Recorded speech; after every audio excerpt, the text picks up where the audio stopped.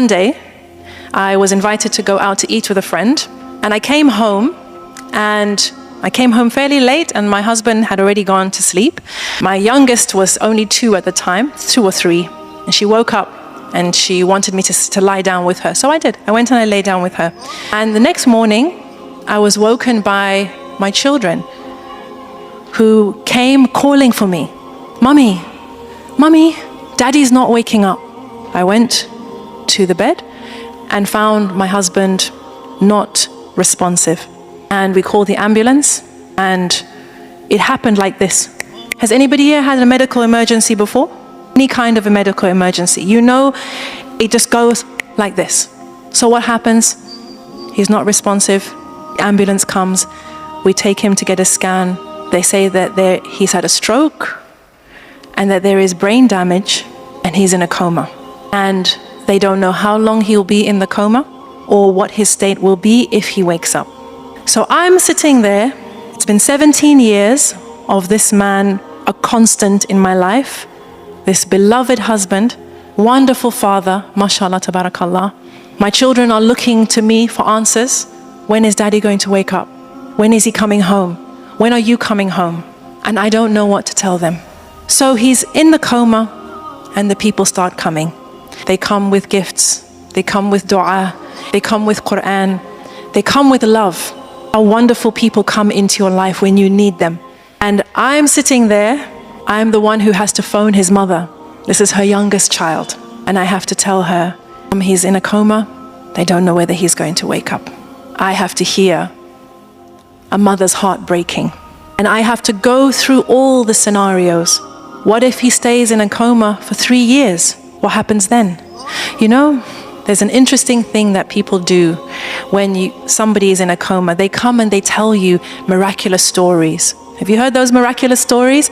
I knew someone, they were in a coma for 6 months, wallahi, and they woke up and they were fine. Sister, you'll be okay. Sister, I heard about someone whose husband was in a coma for 3 years, wallahi.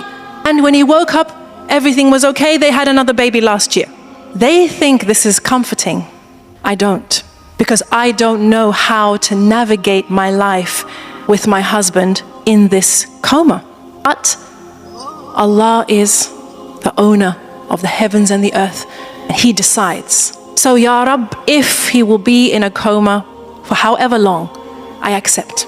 Then they say, when he wakes up, he may have severe brain damage. He may not recognize you or the children. I say, Allah is the owner of the heavens and the earth. He decides. And if my husband wakes up and he is no longer the man that he was, I accept. And then what if he doesn't come back? Subhanallah, I went through every scenario, which is what you do. You go through every scenario, what could possibly happen. And Allah gives me the chance to accept each scenario. Ya Rab, this is in your hands. Whatever you decide, I accept. So one day, a sister comes with a story for me.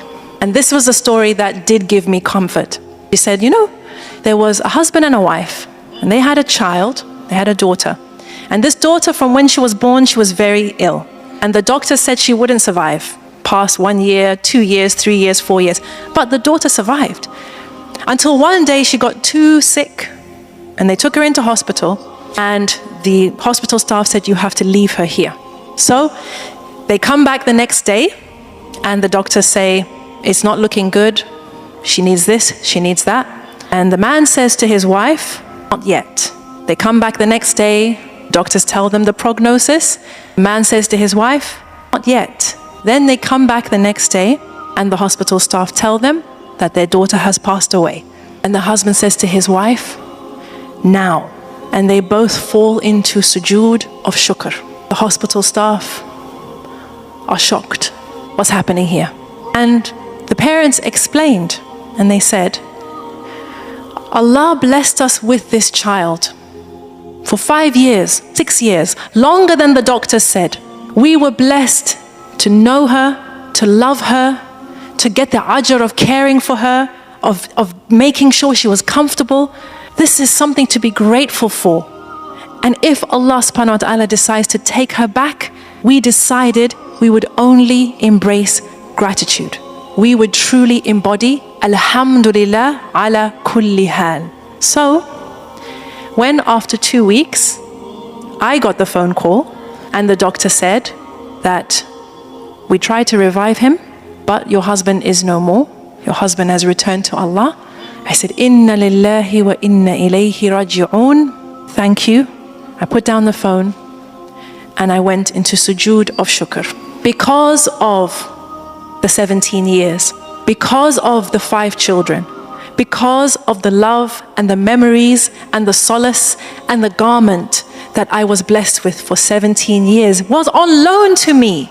On loan. Brothers and sisters, we as human beings are ungrateful.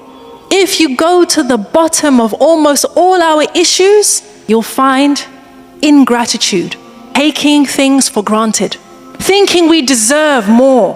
Why should I not have what so-and-so has, what I used to have, what I have always dreamt of having? We take for granted the people in our lives, and that includes our spouses. And to be honest, my hunch is that we take for granted our spouse more than everybody else. Who agrees with that?